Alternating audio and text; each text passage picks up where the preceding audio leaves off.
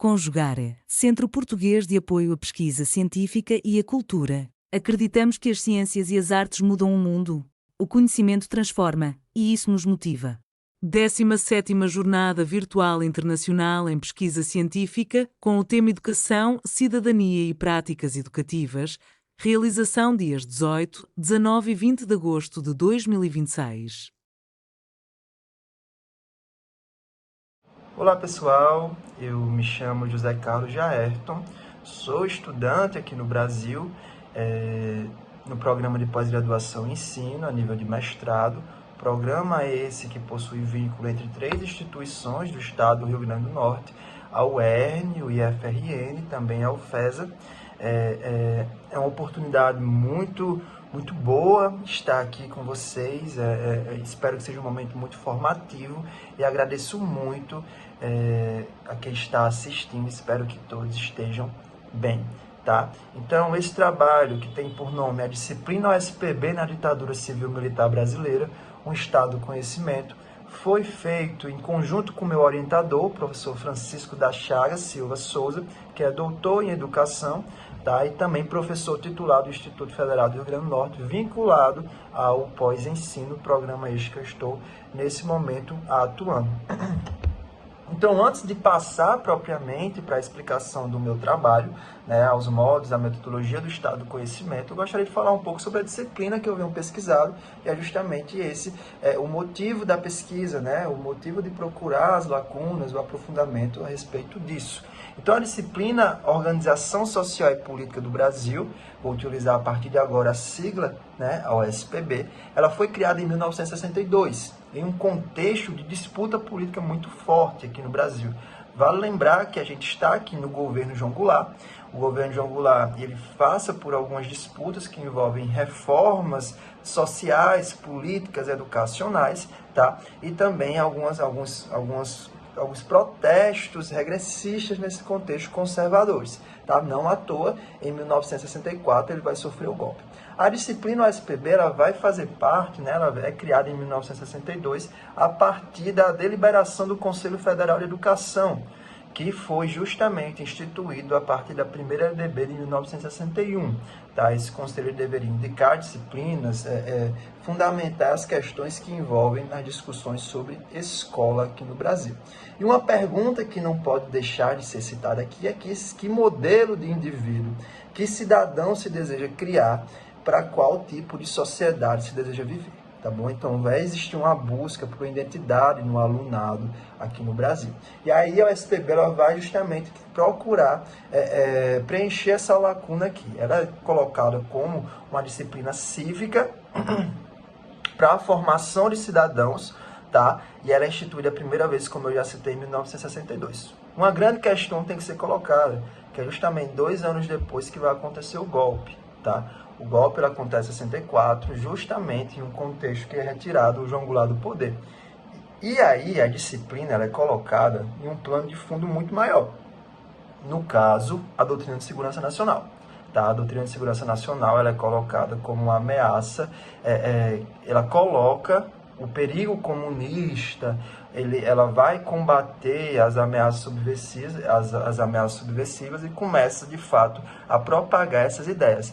E a disciplina Organização Social e Política ela vai servir como essa ponte dentro da escola, principalmente a partir do Decreto-Lei de 1969, que institui como obrigatório a disciplina de EMC, Educação Moral e Cívica, né, em todos os níveis, e principalmente também a OSPB no grau médio, tá? E a OSPB ela é finalmente colocada de maneira obrigatória.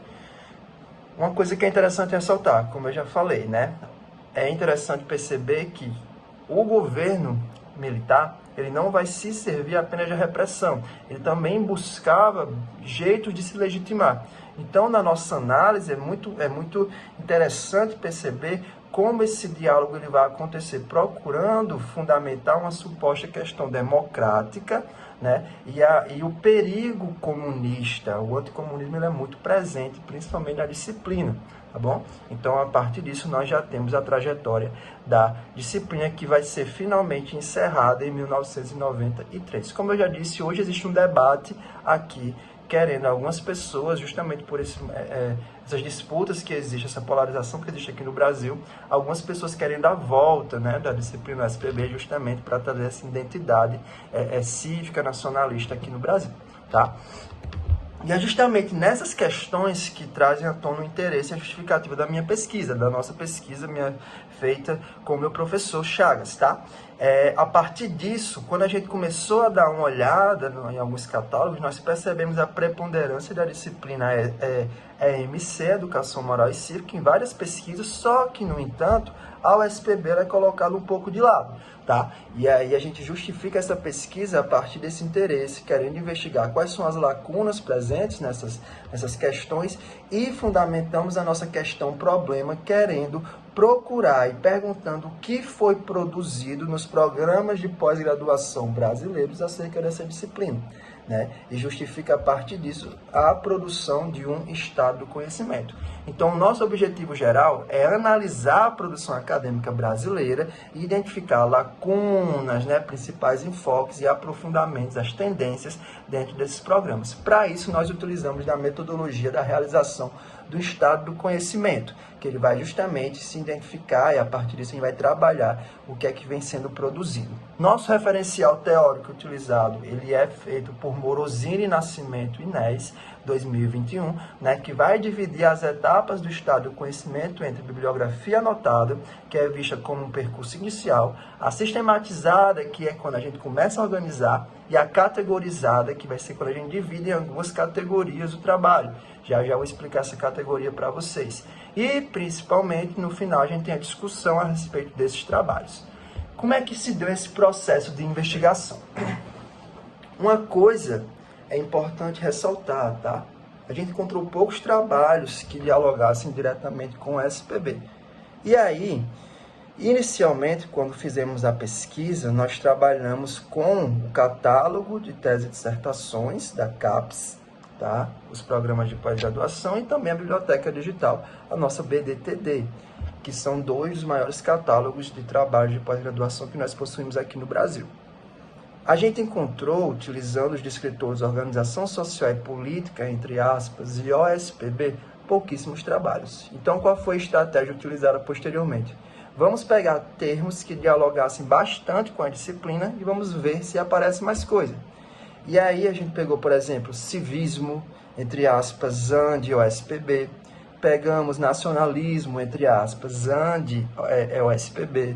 Trabalho, democracia, né? E aí uma questão que a gente percebeu é que a maioria dos trabalhos encontrados, na realidade, eles são repetidos ou que fugiam muito do que nós nos propomos a pesquisar e entender no nosso corpus, tá bom?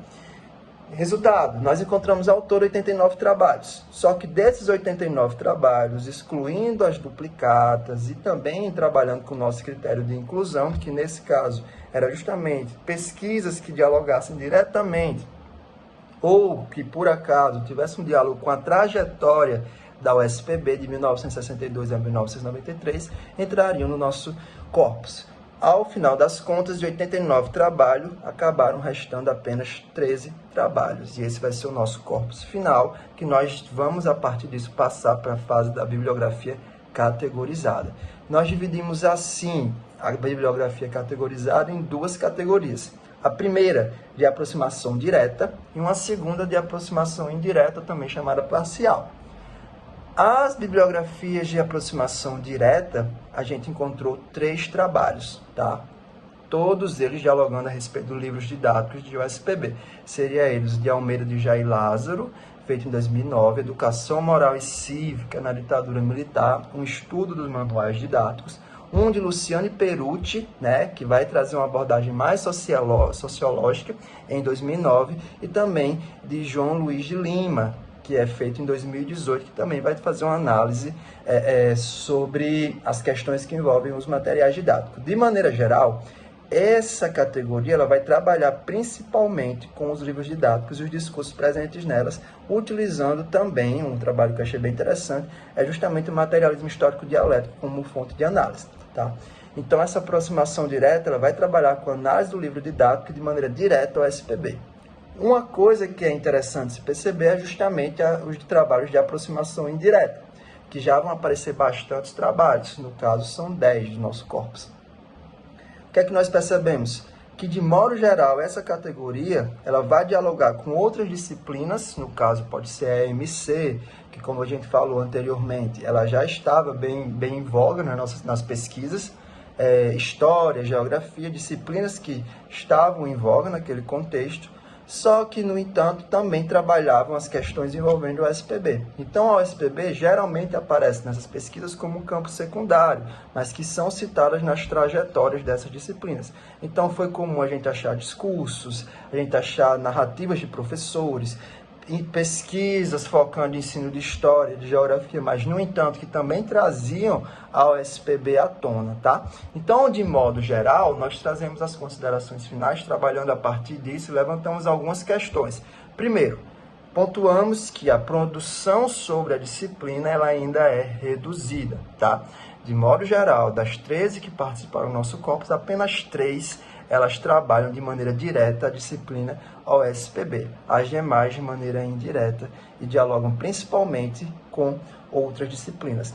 Só que evidencia também a importância do OSPB, porque nenhuma se desligou dela, uma vez que ela foi utilizada como pano de fundo também para instituir o que se esperava de valor e que tipo de cidadão se queria legitimar naquele contexto. Tá? Então, trabalhava relações envolvendo civismo, educação, currículo e formação, tá bom? E demonstrando essa inserção nos projetos educacionais. Por fim, o Estado do Conhecimento ele nos